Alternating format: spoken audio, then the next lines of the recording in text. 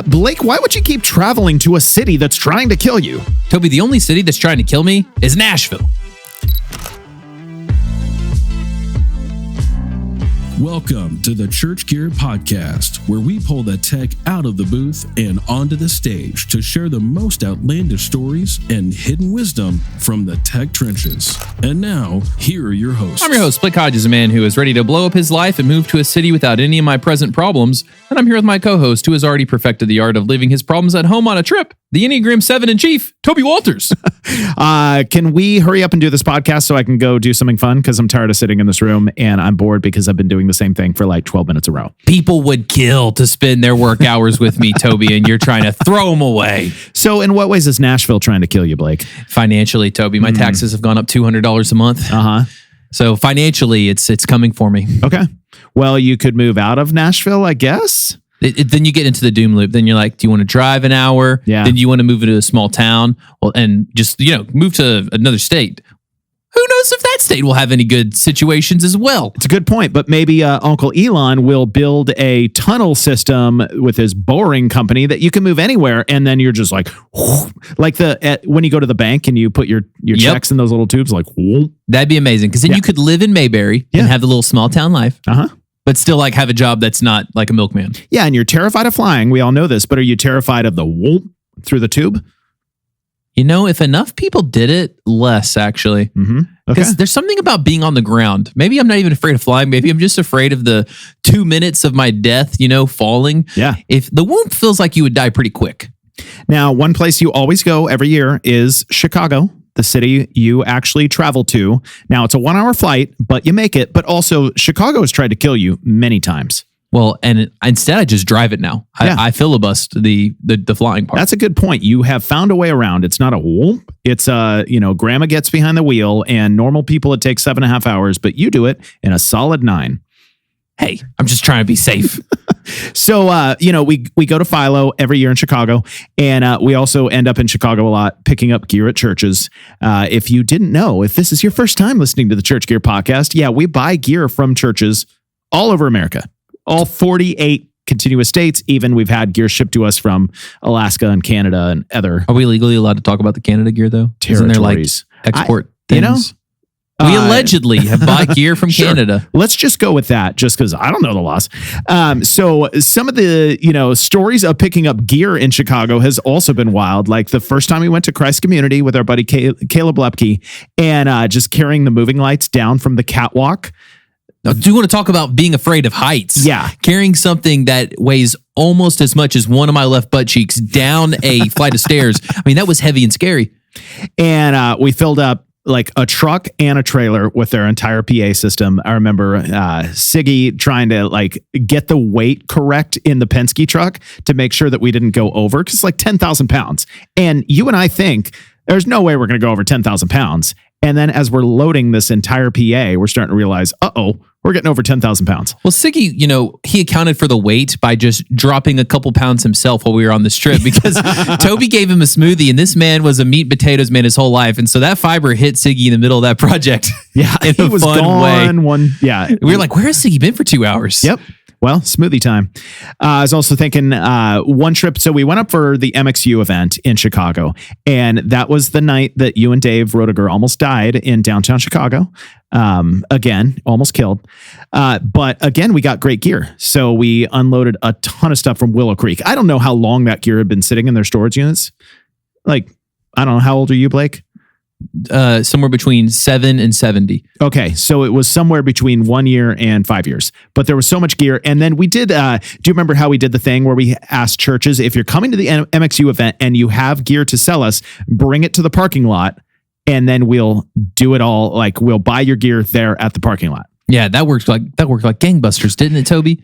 It had mixed reviews.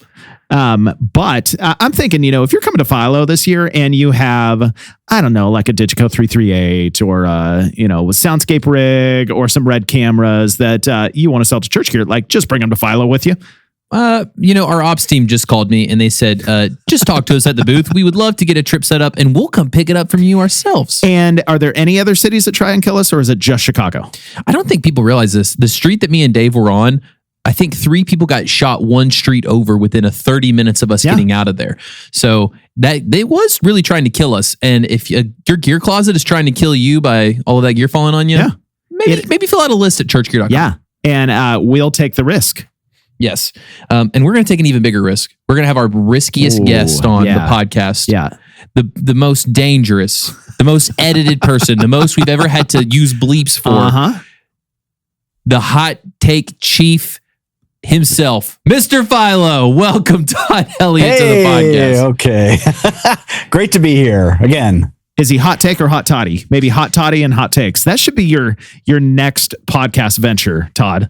Okay. Hot takes with Hot Toddy. Yep. I like it. I'm writing it down. Yep.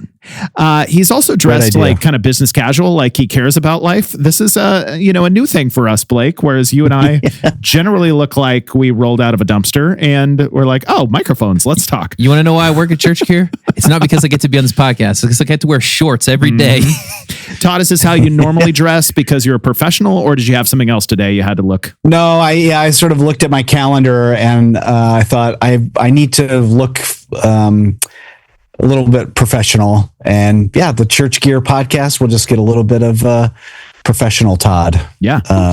Look at us go. That's how it goes. The guest always brings the knowledge and the professionalism to our shenanigans. Yeah, it is true. Todd, I was thinking about that first time we came to Willow, and Dave reached out and said, we have, I think it was 28 Gaylords of gear, and they were right outside your office, right? You walk by them every day? Right, I would walk by them every day. Yeah, yep. So much gear. And were you thinking like, oh, I remember that piece. I remember that piece. Oh, wow, they're all together now. What are we going to do with all this stuff? Yeah, I mean, at that point, it was not my problem to solve, but I did remember, a couple of huge, like standard def video switchers, and like, oh yeah, a lot of ministry happened through that machine, and now it's just on a pallet with a bunch of other stuff. But yeah, a ton of gear. I mean, 7-8 campuses, and Yeah, Blake, do you remember that day you and Siggy loading up all that Willow gear in the truck? And didn't it get to the point where it was down to snakes and you're just like throwing them like frisbees into the truck? Well, because there was no room left. And I was like, well, we can fit these on the very top. Yeah. That was also fun though, because using like the pallet jacks to move these giant things, I was like, ooh, Blake, be strong, move all this gear with technology. Yeah. It was fun. And one of our favorite stories, so we give a gift to every church that we come to. I don't think we've ever outed this person on the podcast, Toby. We'll tell it in a kinder way. Okay. So we gave a gift. It was a mug, and it was a custom Church Gear mug. And so Blake presented it to Dave, and he said, we just want to thank you for working with us, selling us this gear. Here's a mug for you. And Dave thought that you had found the mug just in one of the pallets of gear. And so he's like, oh, I don't need this. Just thinking it was some old like Willow Creek thing. And so he just tossed it back into the bin of gear and it broke. The ceramic just breaks right there. My little brand heart breaks. He didn't see the Church Gear logo on the other side of it. Yeah. And so we love to still roast him about that story. And, your little branding heart has never been so crushed. I'm still healing. But, one of the places that is good to heal is summer camp. And yes, we often like to refer to FILO as summer camp for church techs. You get to see all your friends, you get to have a ton of ideas and, reignite your passion. So, Todd, do you feel like FILO is kind of summer camp? And is that how you pitch it? Is that how you would frame it? I mean, that's my sort of my go-to phrase, really, because for me, FILO is there's great things to learn there. There's tons of breakouts. There's lots of gear to look at. There are a lot of reasons to come to FILO, but I think so much of what, the kind of the secret sauce is that you come with your team from your church, that you're normally the only encounter you have with each other is the pressure of rehearsals or setup or whatever, just that kind of, the pressure-filled environment of what we do. And FILO, getting in a van, driving to FILO, spending time together, being in the hotel lobby at night, just being at FILO together, having a shared experience outside of kind of that pressure cooker. Yeah, that feels like summer camp to me. Just a chance to make memories with people. To have a shared experience that's outside of the normal. So, it's the thing I love I'm not riding in a van with anybody to FILO, but it's one of the things I really love, just being with people and making memories. And that the realization that, hey, we're in this together. There are others like us. So I love specifically, so there's a lot of events that you can go to as a church production person. You can go to NAB, Infocom, just other industry things. There will be smaller gatherings of church tech leaders. But, if you go to Infocom, for example, you'll be walking a massive show floor, like the size of a couple football fields. And you might see a tech you recognize. You're like, oh, we met somewhere else. You're from another church in a city. But at FILO, everyone's coming to the same, like everyone's there and everybody's in the same place. And it's in that way, it's like church camp, Blake. We see all our friends at once. Yeah, well, in a church camp, at any moment you could just make a new friend or ask someone to pray for you and they would totally do it. Like, That's the vibe at FILO. And, FILO is so like church camp. We're going to play a game. Okay. A surprise game that no one knows about but me. I don't even know about this, Todd. Okay. We're going to play more this or that. Church camp or frat edition. Okay. So I've got some scenarios. And by I mean Gemini, and my AI overlord has given me some scenarios. Yeah. And I'm going to read them to you, and you have to decide, is this more of a frat event or a church camp event? And Gemini decided this, so don't get mad at me. So here we go. And if I was your overlord instead of AI, I would have said FILO or frat. Well, we're going to go with more this or that. Because Toby's not my boss anymore. Haha, need a boo-boo. All right, I'm going to read the scenario, and then you'll each get to guess an answer. Okay. Scenario 1. Let me ask you a question. Is there a right answer? There's the answer that Gemini said is the right answer, so that is the right answer. Yeah. So essentially, does this story come from a frat house or a church camp? Got it. Yeah. All right. On FILO or frat, here we go. Scenario 1. You're sitting in a circle on a dirty cabin floor in pitch darkness. A single candle is passed around, and one by one, guys tearfully confess their deepest insecurities and secrets to a group of dudes they just met 3 days ago. Is this FILO or frat? Or church camp or frat? Man. Who goes first? Guess goes first. Okay. I'm going to say frat. I'm going to say that you talked to my youth pastor and got my story from church camp. The answer is church camp. Yes. Oh. Specifically, the emotionally exhausted Friday night cabin time. Eat it, Todd. And also, he didn't specify the rules beforehand that winner gets FILO. So keep going. Or church gear. Okay. Or church gear. Well, loser gets church gear. So Todd, I'm going to engineer this to get... I've been trying to make the trade to FILO for years now. All right, 1-0.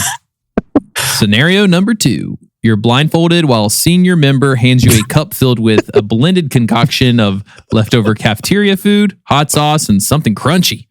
You're told you have to chug it to prove your dedication. Church camp or frat? Since Todd is now down 1, Toby, you got to go first. I got to go first. Because you could just copy him the rest of the game. I'm going to say it's, again, church camp because this sounds so familiar with an experience I had of drinking a cup filled with other people's spit at church camp. What? Oh, my gosh. Don't worry about it. Gross. I'm going to say church camp also. It is church camp. Sounds like hazing, but nope. It's just the Wednesday afternoon Fear Factor or Messy Games competition. Yep. I mean, it is hazing. We're just not calling it that. Yeah. It's in the name of the Lord. Oh, that's right. That is of him, Lord, not me. All right, 2-1. Scenario number 3. You're jolted awake at 4 a.m. by older guys blowing air horns and banging pots and pans. You're immediately rushed outside in the freezing cold to do push-ups in the mud. Church camp or frat? Toby, you go first. That sounds so familiar of another experience I've had at church camp, so I'll say that, church camp. Todd? Oh, man. I don't know. These are so well worded that they could be either. I'll go frat just to mix it up. And the answer is frat. No. Oh, okay. See, I was banking on the hope that every answer was church camp. So dang it. Now there are actually 2 real answers. Okay. What's funny is like this did happen on one of my camps growing up. We did the camp theme was like Army Pastor or Arminess or whatever, and they had a guy who'd been in the Army. Arminess. All right, it's 2. It was the making up word church camp. Yeah. Yes. Hey, if you say a word that's not real, but people understand it, it becomes a word. because by definition, a word just conveys meaning. Yep. All right, 2-2. Scenario number 4. It's midnight in the woods. You're blindfolded, holding onto a thick rope and being led into the trees in total silence while people hum or chant around you. Wow. At the end, the blindfold is removed in front of a giant blazing bonfire where you declare your lifelong commitment. Oh, gracious. Camp or frat? Who goes first on this one? Well, you're tied up, so guess goes first. Okay. I'm going frat. Just to break the tie, I'm going to say this was, I don't even know what denomination or branch of church, but I'm going to say some crazy. Was Carmen music branch. playing? Yeah. Carmen. Oh, I'm going to say church camp. It's church camp. Oh. This is classic Stations at the Cross or night prayer walk. Dang it. Okay. I know. Did I win Philo? No, that was number 5. Or sorry, that was 4. So now we're on the 5th and final question. If Todd ties it up, I do have 3 tiebreakers. Oh, wow. Okay. Oh, dang. It's 3-2. Todd needs this point to win. You and a partner are assigned to sit outside and guard a specific painted rock for 24 hours straight without sleeping. Church camp or frat? Toby, you have to go first. I'm going to go frat. I'm going to say frat also. But that... It is frat. Because church camp loves a prayer vigil, but guarding a random piece of landscaping is pure Greek life tradition. That's 3-2. Toby, we're gonna do. I win? We're gonna double triple Jeopardy. But I want Philo. You're standing shoulder to shoulder with 50 other guys in matching t-shirts, swaying back and forth, passionately belting out a surprising emotional acoustic song with your eyes completely closed. Frat or church camp? Toby? Church camp. Church camp. It's I should frat. say, let me. Oh, well, No, too late. Frat. Apparently, while this I sounds should have exactly. said frat just to mix it up. You should have, Todd. Then it sounds like a youth group worship set. Fraternities Do are I win intensely Philo serious. yet? Or You do, Toby. Yes! I tried to rig it as best I could for you, Todd. Thanks. Sorry. All right, Todd. We'll sign those papers later. Obviously, my origin story of Philo is now I won this in a riveting game of Frat versus Philo. Give us your origin story. What was the original mission and desire? Well, before I tell you that, I mean, didn't the loser wins church gear, so Yes. that I lost. I am getting traded. I lost a bet, and so I lost a game, and so I got Good luck church with gear, Blake. so- Yeah. Okay. Great. Okay. So the real question, the origin story of Philo. Yeah, what was the original intention for, and did you know I was starting a conference? No, I mean, I think really for me, I have to go way back into the 1990s, the origin story, because I was a church tech person and I was, responsible for leading huge teams of people. And, I just like sitting behind the soundboard. I don't know how to lead people. I don't know how to deal with musicians and all this other stuff. I just want to wear black and sit in the shadows and do my job and leave me alone. And I realized that I could really, I wonder if anybody else is doing what I'm doing. And so I ended up cold calling a couple churches, saying, hey, do you have a tech person? Will they talk to me? I have questions. And so that began kind of this idea of I was getting mentored by people who were further along in their journey at churches, doing production stuff. And at a certain point, I was like, I wonder if anybody else is struggling with this. And so I just sent out a postcard. So again, this is maybe early 2000s. I sent out a postcard to churches within a 20-mile radius of my location and said, hey, on this such and such Thursday night, we're going to meet and share ideas and just hang out. And 250 people came. Wow. And they all stared at me like, okay, give us the info. And I'm thinking, I don't have the info. I brought us together so that I could get your info. I need to know how you're doing it. And so that just began kind of a journey of this reality that there's a need out there for, church tech people feel, misunderstood or alone. when you think about all the other people involved at your church, like nobody really knows what you're doing, whether you're a staff person or a volunteer. Like nobody really understands what it means to kind of be there late, get there early, all that stuff. And so, kind of the seed of FILO was planted back then, and through my time at Willow Creek and being involved in the Willow Creek conferences and sort of being able to do this kind of encouraging and equipping of tech people, it was built into the system that I was a part of. But then eventually that went away. And so still trying to figure out how can we still do this stuff. And while I was the leader of the production team at Willow, I'm like, hey, guess what we're doing? We're going to do, it was called Gurus of Tech at the time. And we were hosting the event at Willow Creek, and it was very FILO-esque. It felt very similar. And then when I left my job at Willow Creek, I was not sure what I was going to do. I just knew that it was time to, for something else. And my last responsibility on staff at Willow Creek was working the Global Leadership Summit, which happens in every August. And the last person that was up on stage was Louis Giglio. And so part of my job was to help him, like, hey, I'll come get you when it's your time. We'll stand here, on cue. I'll kind of get you going.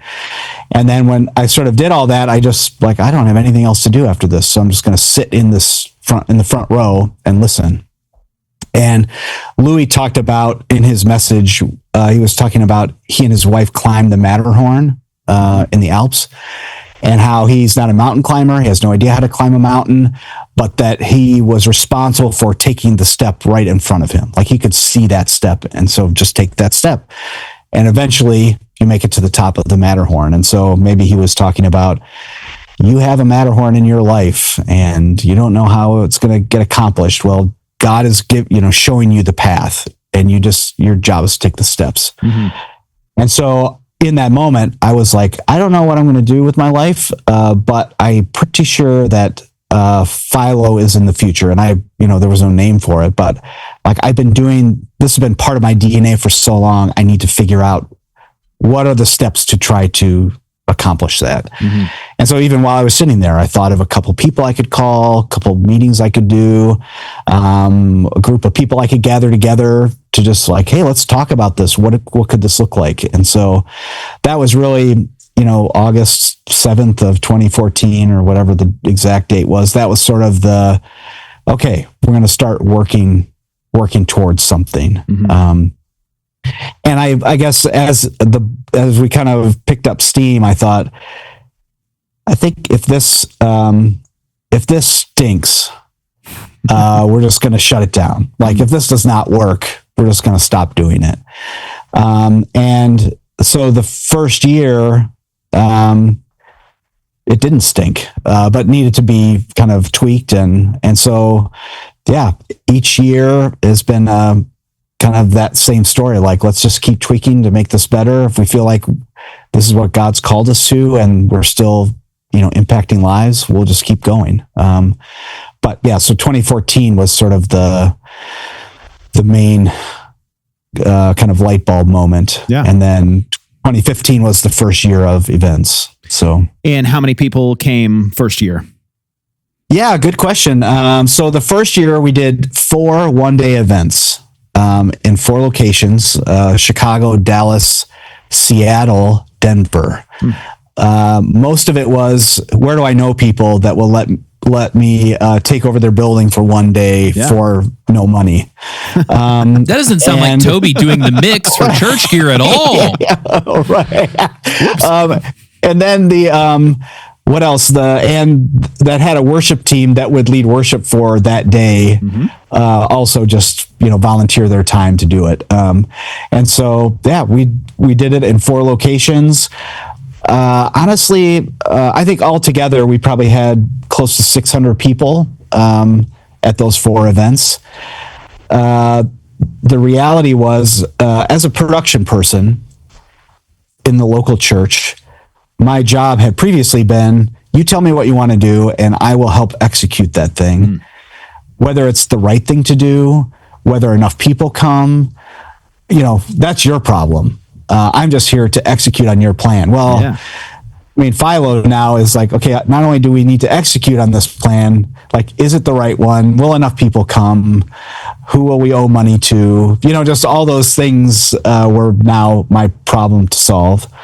And frankly, at the end of that year, which I might add in that year too, in October, I helped produce the Willow Creek 40th anniversary at the United Center. So I was very busy that year.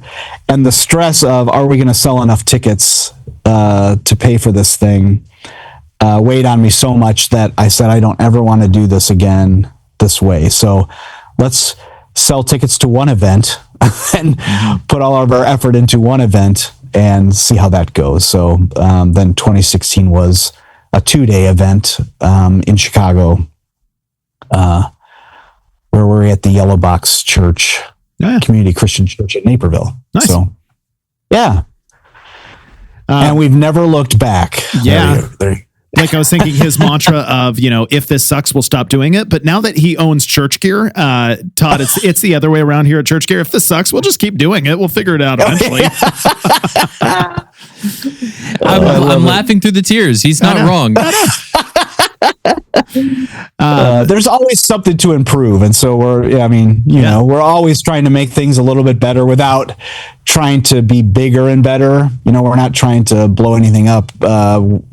We're just trying to, how can we make improvements on what we're doing? Yeah. So nice. It's been a fun learning. So now you're on the other side of it, and you talked about, you used to say, like, just tell me what to do and I'll make it happen. And that's kind of a tech in a nutshell. You feel like, just tell me what to do, I'll make it happen. And so I don't remember the first person I heard use this term, but the idea of audio janitor, and it might have been you, Todd, that, that's how it often feels or perhaps felt. Do you feel like, with FILO, you're now 11 or 12 years in, and MXU and other organizations that have come around the tech community, do you think that narrative has changed to, you guys refer to the techs as technical artists? Do you feel like the church has started to see that? Or do you think the epidemic of techs being treated like audio janitors is still pretty much the reality? I think that, calling people technical artists is very, it matters a lot to me, that phrase. And so I'm willing to throw it into every conversation I can think of if it gets people thinking differently. I think the unfortunate reality is that it hasn't necessarily moved the needle, on that idea of, I think the audio janitor idea, I think maybe it has to some degree.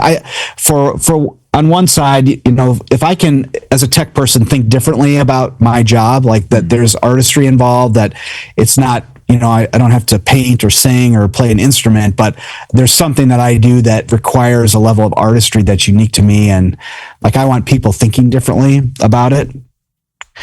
The reality is that, just because we're thinking differently about it doesn't mean that, the church we're a part of or the teams we work with are thinking differently about it. And, I think that for me, that's the kind of the next big step. How do we change that narrative? Yeah. And I was thinking about this the other day. I'm not sure what made me think of it, but in my life, what would be successful at the end of my life, if when you watch a movie and there's like a scene in a gymnasium that involves a PA, like there's a high school, pep rally or something, and somebody walks up to the mic and it feeds back immediately. They haven't even said anything, but the mic feeds back. That's just like normal movie.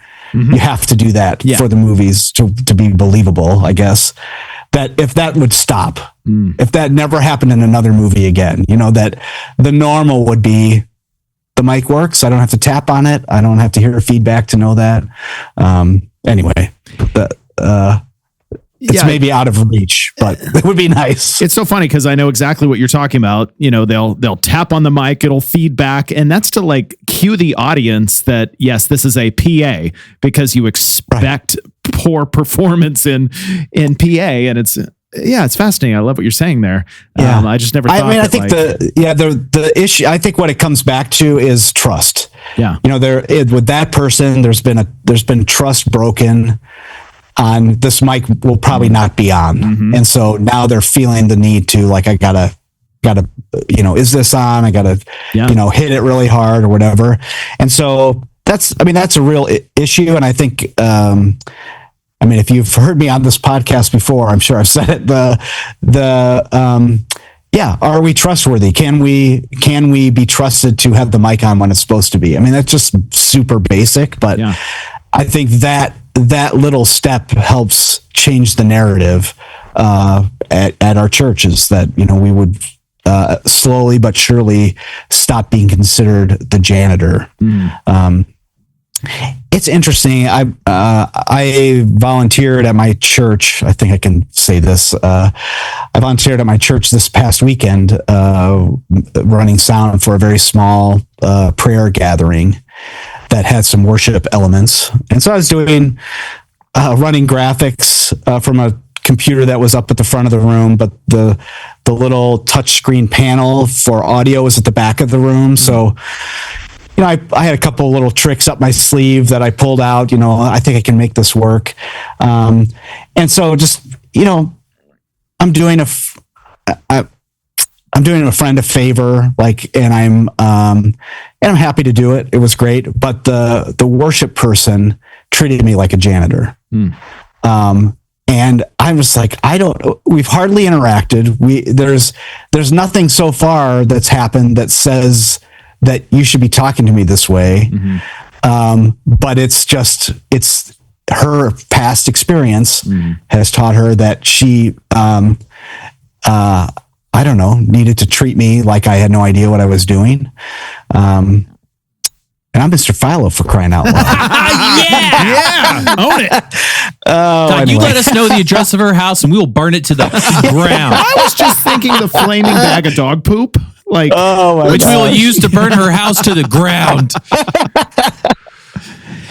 Todd, anyway, go ahead. I'm thinking I heard this on a podcast today, and it's true, and we all struggle with it. It's like, if you want to be in healthy relationships, friendships, co-working, it's like you have to learn to love yourself before somebody else can really learn to love you. And do you think the same is true with technical artists? Like, until you see yourself and your job as something higher than an audio janitor, it's going to be hard for somebody to treat you that way.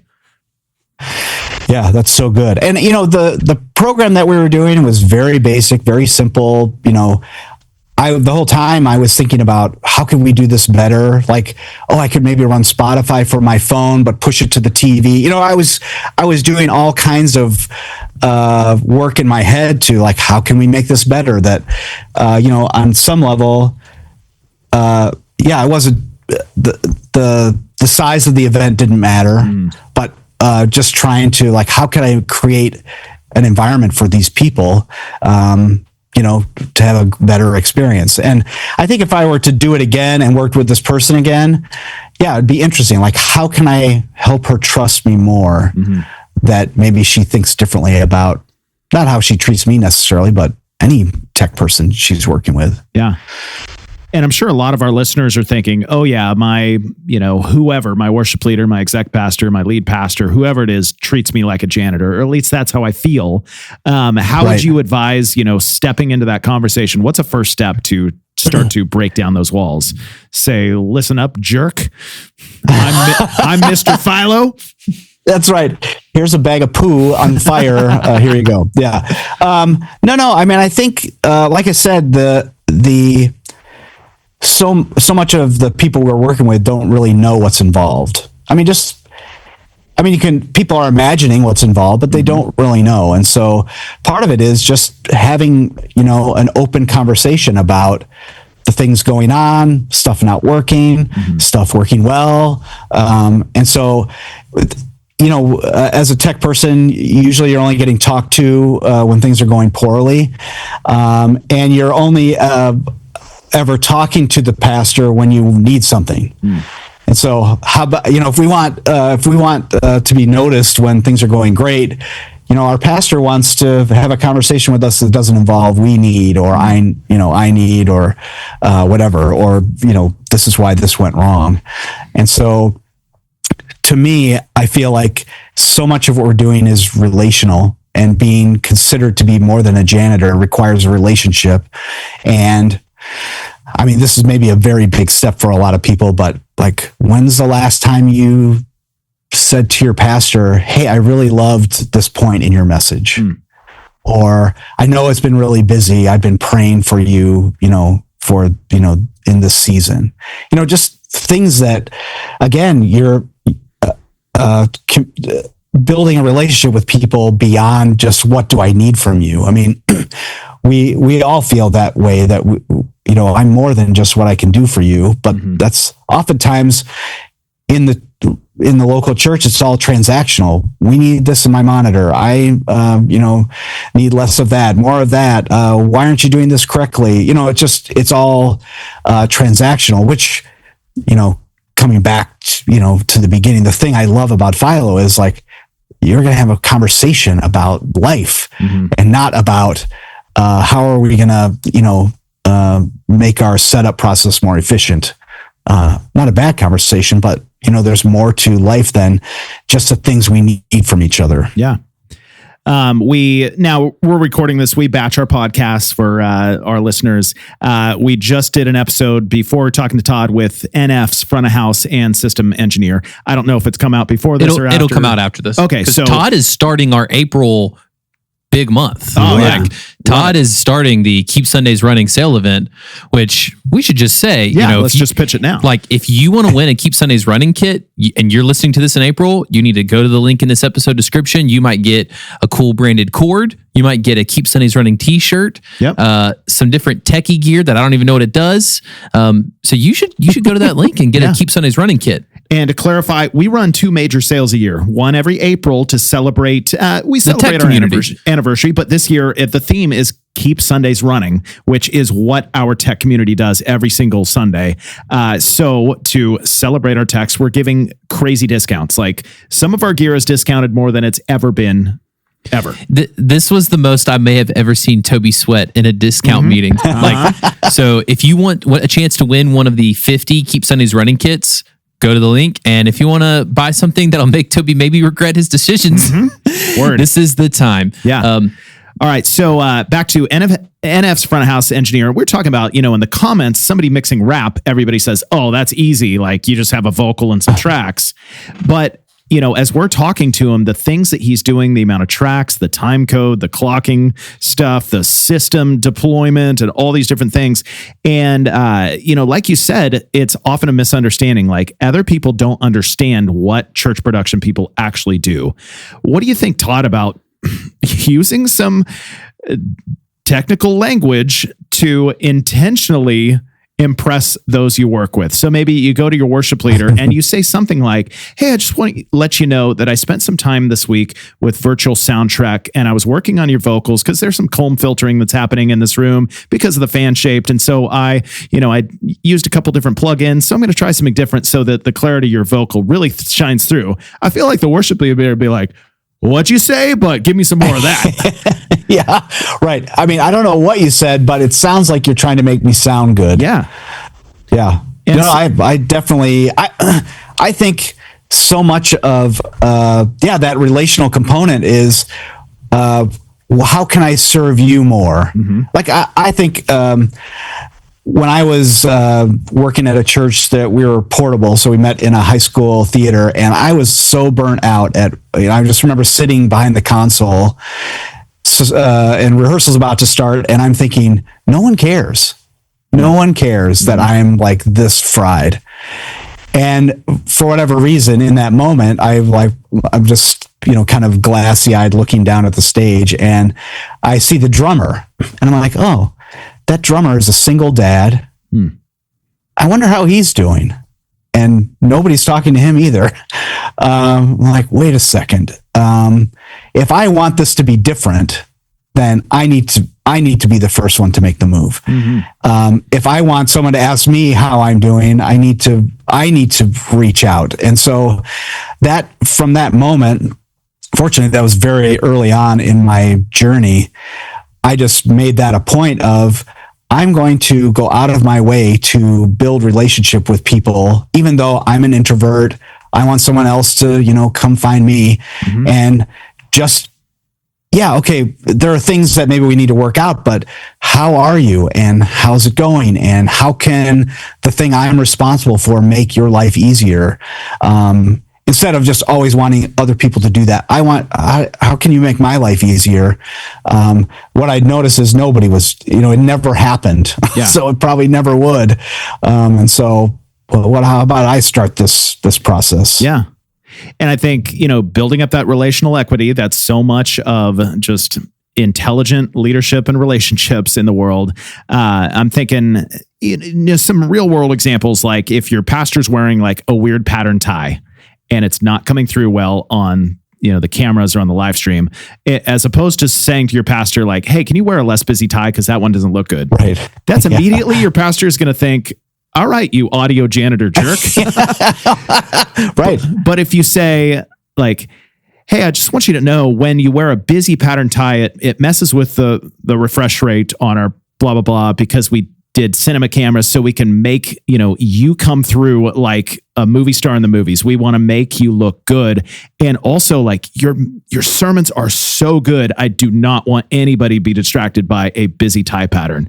All of a sudden your pastor's thinking, well, okay, you tell me what to wear.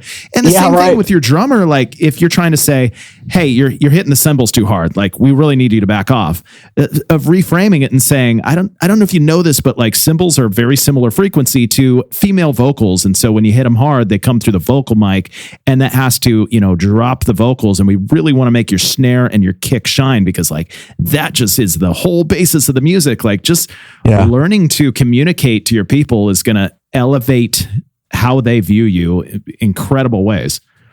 Yeah, I think one of the best parenting pieces of advice I got that applies to pretty much every other area of my life was people need to understand why. And I think so often it's so easy to just say, stop playing the cymbal so loud, but like, let's talk about what's happening out here. And I think especially nowadays, especially with virtual sound check and all that stuff, like to be able to say, hey, I would love for you to listen to how this sounds. And let's talk about it. Or even for the pastor with the wild tie, like this is what's happening, So, it's not that I don't like your tie. It's just that our cameras don't like your tie. So instead of just kind of blurting out the facts. Because people just need to understand. If I understand why I should play the cymbals less, I'm going to own it more than just like, well, that guy just hates my cymbals. Yeah. I'm hearing a two-step. I mean, that's true. Yeah, but I do hate your cymbals. I'm hearing a two-step approach between the two of you. Todd's offering the seek first to understand before you seek to be understood method. And that'll build a lot of emotional and relational equity if you just ask people how they're doing, if you want them to care about you. And then, when you've done enough of that, Toby's giving you the jargon juice.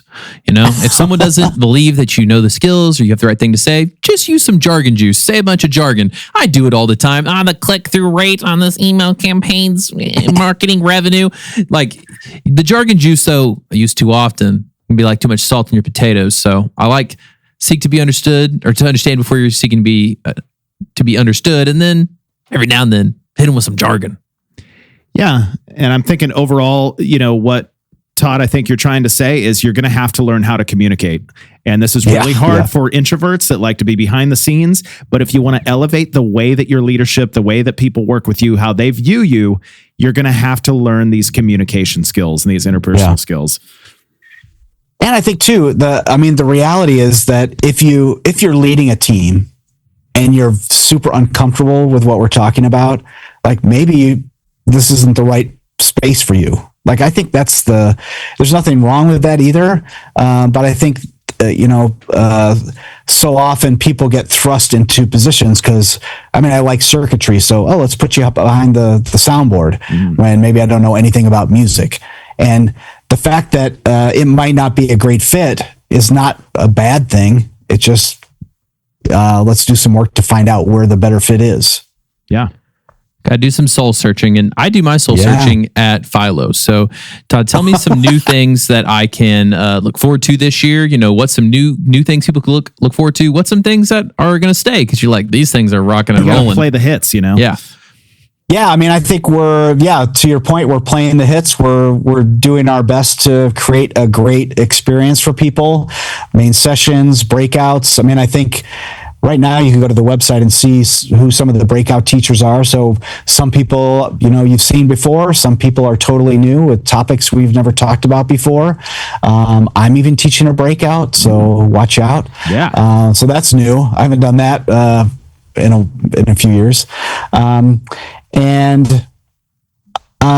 think it's going to be, if you've been before, it's going to feel very familiar and like your favorite summer camp. If you've never been before, it will be your favorite summer camp by the time you're done. So our goal really is that, we say this a lot around here, that our goal is to help you become more effective.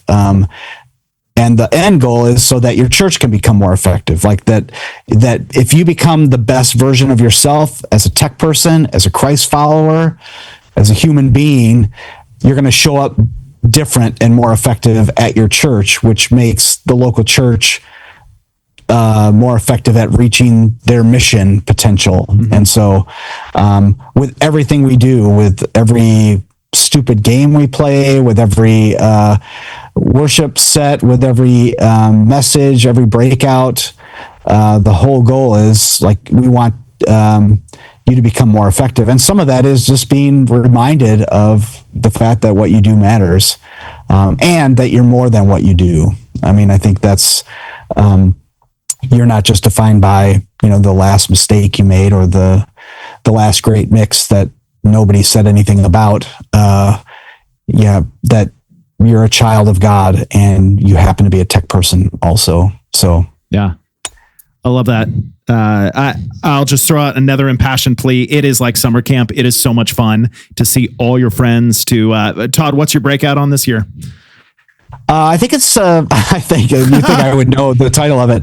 We're going to be talking about how to plan for big events. Okay. So outside of your normal services, even maybe outside of Christmas and Easter. So an anniversary event or something outside your normal kind of situation. Yeah. So I love that. So many different breakout topics, super helpful things for all staff and volunteers anywhere in the church production space, worship leaders, anybody that works in this space. And then something new we're doing as well is oftentimes, teams or individuals show up, Monday afternoon, Monday evening. Hey, anybody doing anything on Monday night? El Acoustics sometimes will host a dinner. So we're going to do the mix the night before FILO.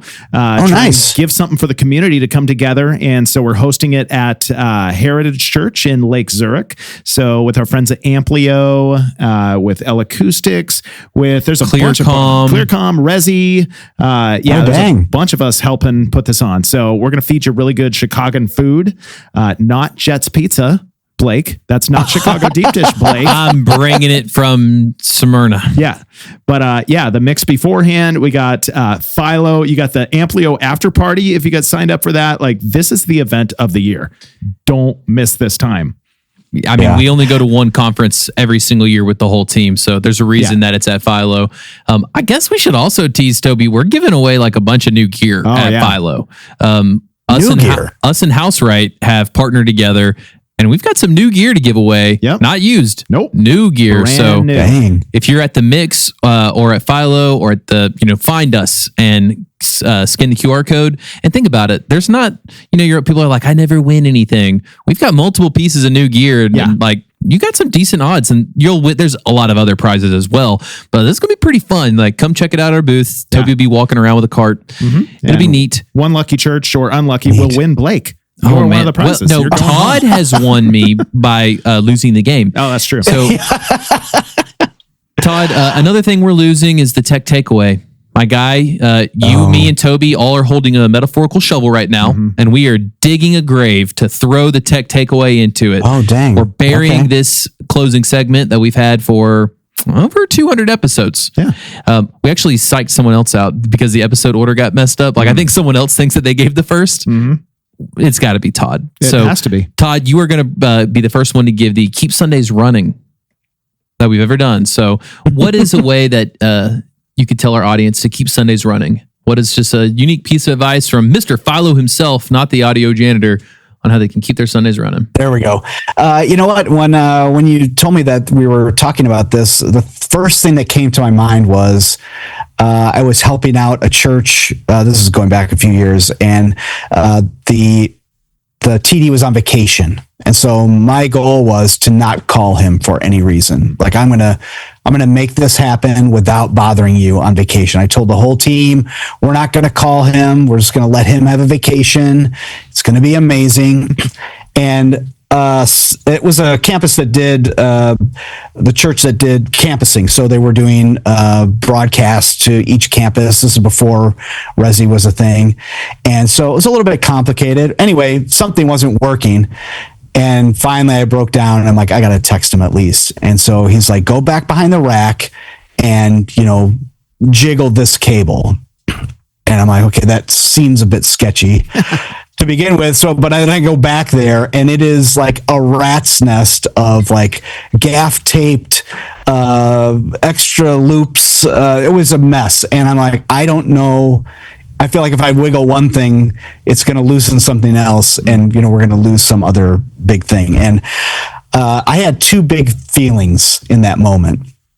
One was, I really appreciated the tenacity with which this person kept this running. Like I need to keep, for church to happen, I got to keep this running. And so gaff tape, zip tie, whatever needed to happen, extra cable, let's just make it work. And, which I think is something that a lot of us, it's a quality that a lot of us have. I love it. Just what do I have? How am I going to keep it working? Let's gaff tape this sucker till it doesn't work anymore.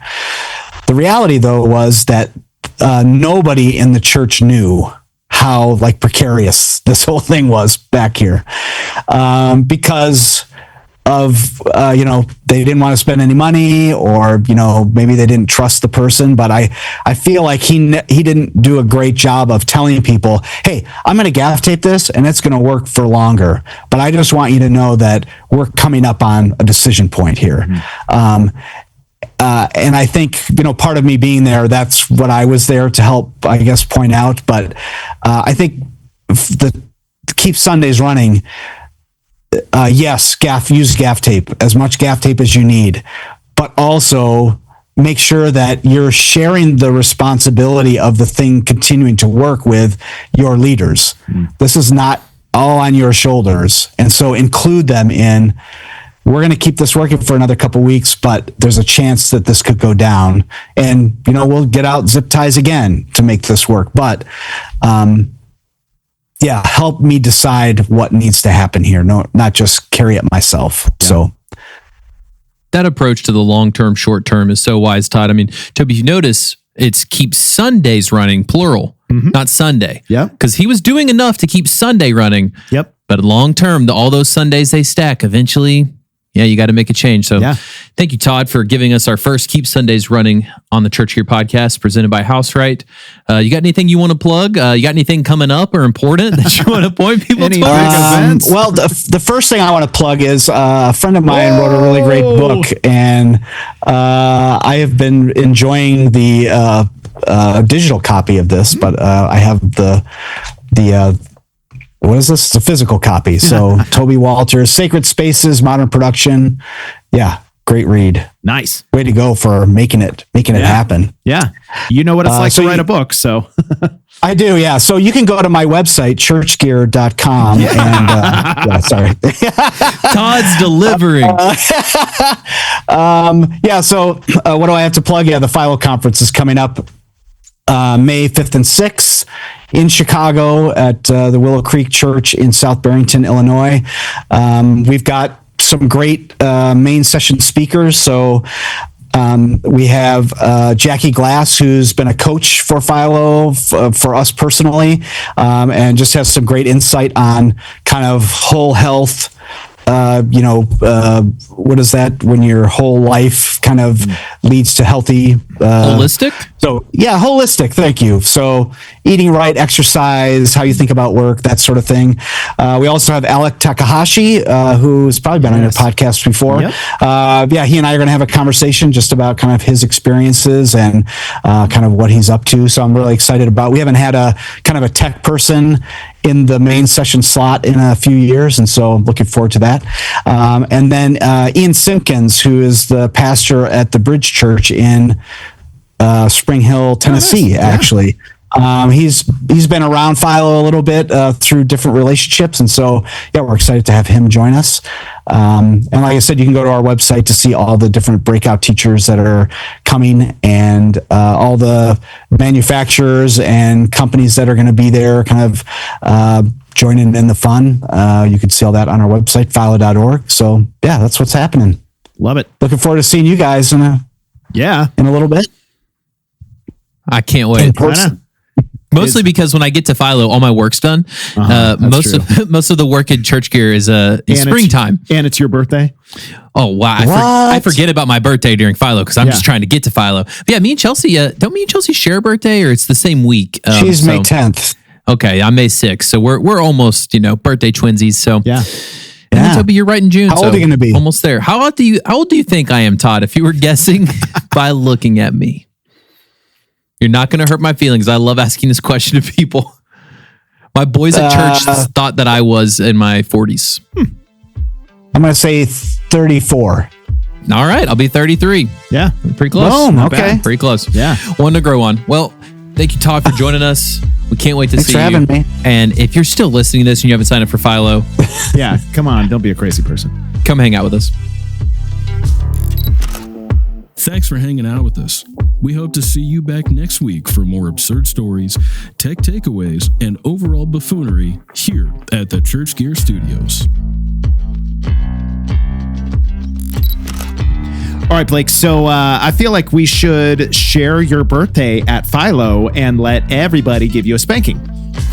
Yes, but you only get to do that if you bought a ticket to FILO because you have to spank me with the ticket. So you need to buy a ticket to FILO and then print it off on a wood plank and then bring it to FILO. Can you imagine if, 1,500 people, you spank once per year, so 33 times. So if you could do that math, how red your rumpus would be? I don't think there would be any rumpus left. We will be greeting people as they come into FILO. So, if you want to fire me or... No, this is going on the rails. Of course, it's the Church Gear Podcast. Share this episode. We'll see you at FILO.